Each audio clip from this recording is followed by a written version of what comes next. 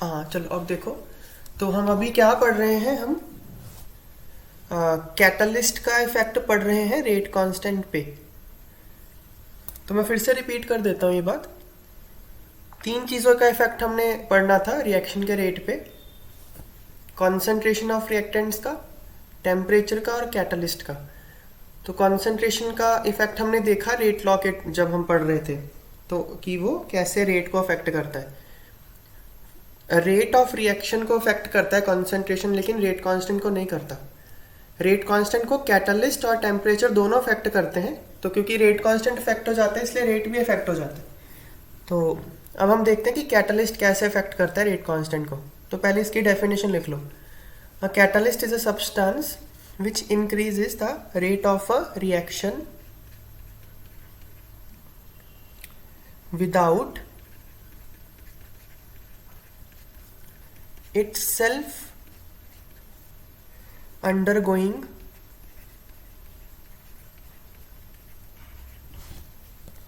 any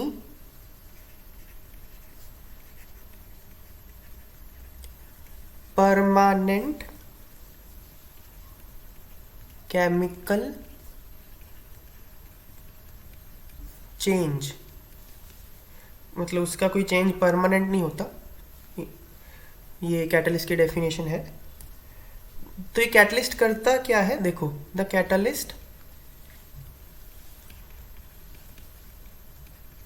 provides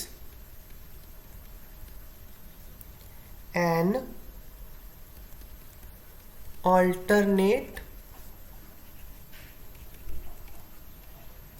pathway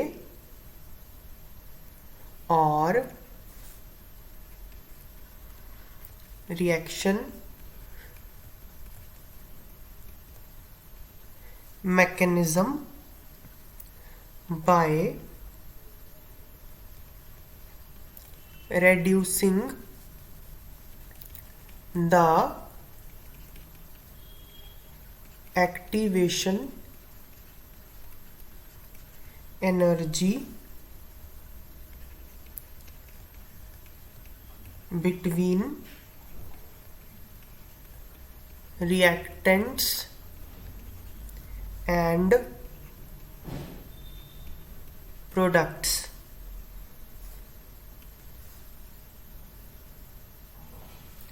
तो ये क्या करता है ना, ये एक्टिवेशन एनर्जी को रिड्यूस कर देता है कैटलिस्ट।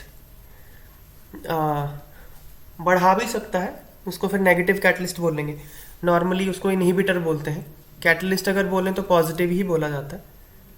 ये सब टर्म्स भी यूज़ होती हैं। मतलब पॉजिटिव कैटलिस्ट मतलब जो एक्टिवेशन एनर्जी को कम कर दे, रेट ऑफ रिएक्शन को बढ़ाए, पॉजिटिव कैटलिस्ट। नेगेटिव कैटलिस्ट मतलब जो एक्टिवेशन एनर्जी को बढ़ा दे और रेट ऑफ रिएक्शन को कम कर दे। मान लो ये एक रिएक्शन है, हम एक्सोथर्मिक ड्रॉ कर रहे हैं। तो और अगर आपने कैटलिस्ट यूज़ किया ना, तो कैटलिस्ट क्या एनर्जी ऑफ रिएक्टेंट या एनर्जी ऑफ प्रोडक्ट को नहीं बदलेगा, ये ऐसे। तो इसने क्या किया, एक्टिवेशन एनर्जी को कम कर दिया। फर्स्ट केस में अगर आप देखोगे तो एक्टिवेशन एनर्जी इतनी है, ये एक्टिवेशन एनर्जी है, EA1 बोल लेते हैं इसको। और सेकंड केस में एक्टिवेशन एनर्जी कम हो चुकी है, EA2। ये EA2 हो गया। ये एनर्जी ऑफ रिएक्टेंट्स है, एनर्जी ऑफ प्रोडक्ट्स है।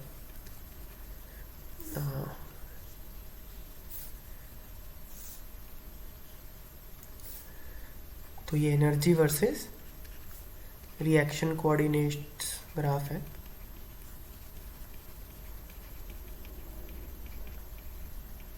तो ये एक्टिवेशन एनर्जी को कम कर रहा है, तो स्पीड को बढ़ा देगा रिएक्शन की, रेट कांस्टेंट को इंक्रीज कर देगा। तो ये पॉजिटिव कैटलिस्ट है। नेगेटिव कैटलिस्ट क्या करता है, वो बढ़ा देता है एक्टिवेशन एनर्जी को। मतलब इसको ऐसे प्लॉट करें अगर हम,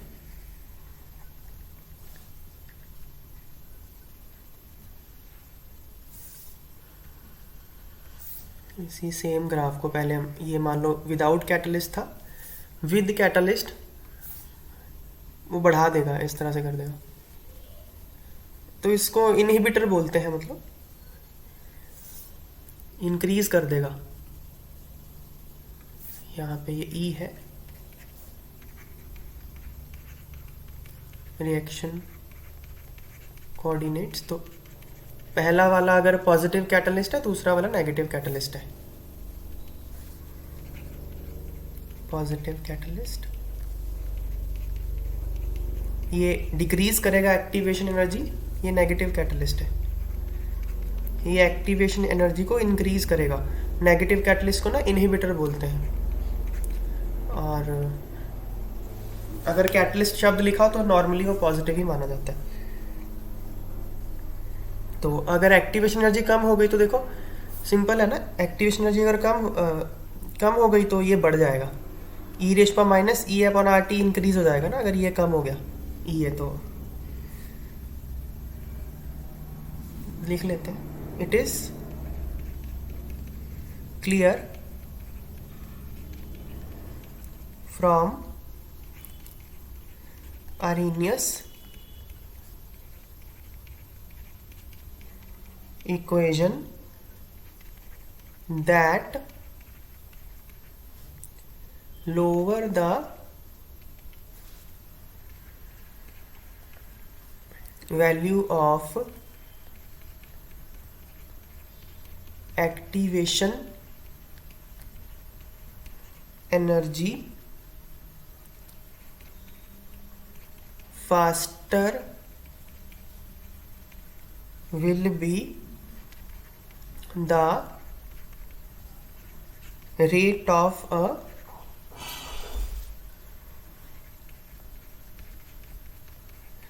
रिएक्शन। तो आरएनएस इक्वेशन से कैसे क्लियर है, देखो ये होता है ना Arrhenius equation, K is equal to A times A वाला फैक्टर। तो ए पे तो कोई फर्क नहीं डालता कैटलिस्ट, इसको बढ़ा देगा, इस फैक्टर को ई रेश पर माइनस ई अपॉन आर टी को बढ़ा देगा। वो कैसे बढ़ाएगा, ई ए को कम करके।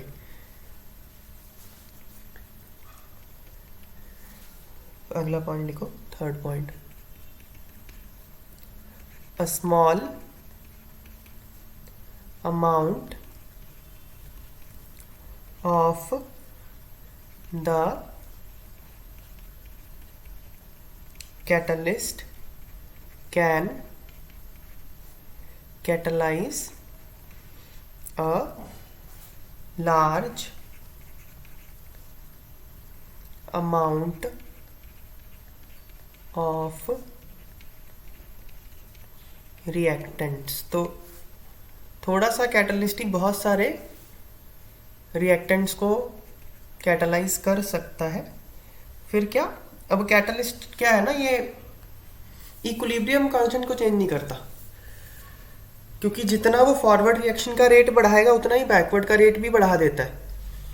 जैसे देखो इक्विलिब्रियम कांस्टेंट क्या होता है, के एफ अपॉन के बी है ना, फॉरवर्ड रिएक्शन का rate constant divide by backward reaction का रेट कांस्टेंट। अब कैटलिस्ट दोनों को बराबर बढ़ाता है तो के इक्विलिब्रियम नहीं चेंज होता, तो के इक्विलिब्रियम नहीं चेंज होता तो गिब्स एनर्जी भी चेंज नहीं होती। तो ध्यान रखना, कैटलिस्ट ना तो इक्विलिब्रियम कांस्टेंट को चेंज करता है ना ही गिब्स एनर्जी को चेंज करता है। और अगर वो इक्विलिब्रियम कांस्टेंट को चेंज, अगर वो गिब्स एनर्जी को चेंज नहीं कर रहा ना, तो मतलब क्या, वो रिएक्शन की स्पॉन्टेनिटी को नहीं कर सकता कुछ। रिएक्शन कब स्पॉन्टेनियस होती है, जब गिब्स एनर्जी उसकी नेगेटिव होती है, delta G negative, Gibbs energy difference negative होता है। अब क्योंकि ये गिब्स एनर्जी को तो अफेक्ट कर ही नहीं रहा, तो इसलिए अगर कोई नॉन स्पॉन्टेनियस रिएक्शन है, मतलब कोई रिएक्शन हो ही नहीं रही, ये उसको स्पॉन्टेनियस नहीं कर सकता। ऐसा नहीं कि उसको करवाने लगा देगा, ऐसा नहीं। अगर ऑलरेडी हो रही है उसकी स्पीड बढ़ा सकता है, लेकिन अगर नहीं हो रही उसको करवा देगा, ऐसा नहीं करता कैटलिस्ट। क्यों, क्योंकि गिब्स एनर्जी को चेंज नहीं करता। A catalyst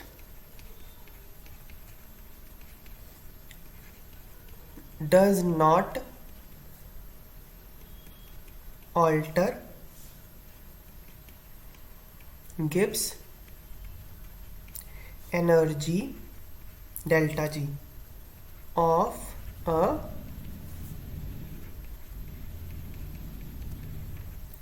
reaction. It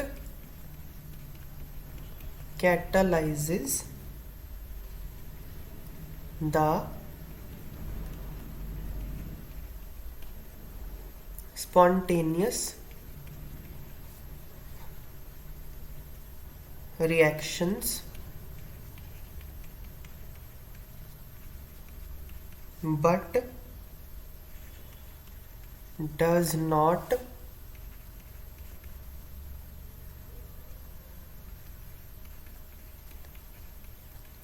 catalyze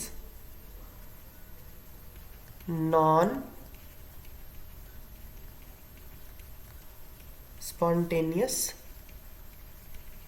reactions. तो स्पॉन्टेनियस रिएक्शंस को ये कैटालाइज कर सकता है, नॉन स्पॉन्टेनियस को नहीं, क्योंकि गिब्स एनर्जी को चेंज नहीं करता।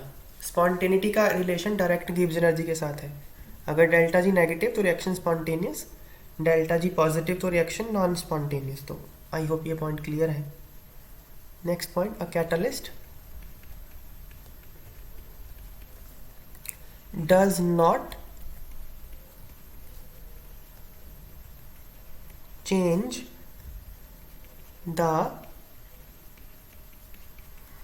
equilibrium constant of a reaction, rather it helps in attaining the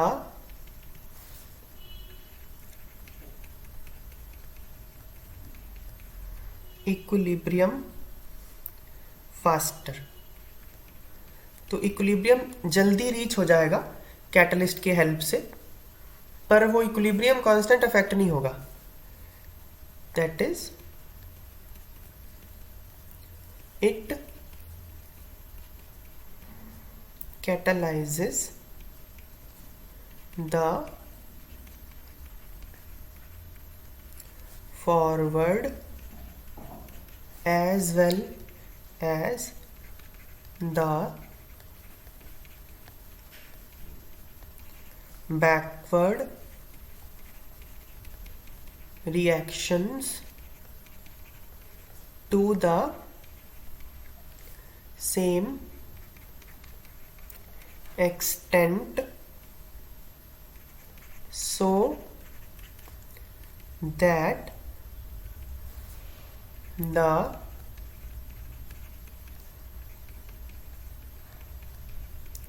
equilibrium state remains same but is reached earlier. तो कैटलिस्ट क्या करता है, KF को फॉरवर्ड रिएक्शन के रेट को भी बढ़ाता है, KB बैकवर्ड रिएक्शन के रेट कांस्टेंट को भी बढ़ाता है, दोनों को सेम ही बढ़ा देता है। तो होता क्या, इक्विलिब्रियम जल्दी रीच हो जाता है, क्योंकि आगे भी तेजी से दौड़ रहा है, पीछे भी तेजी से दौड़ रहा है, तो जल्दी इक्विलिब्रियम आ जाता है।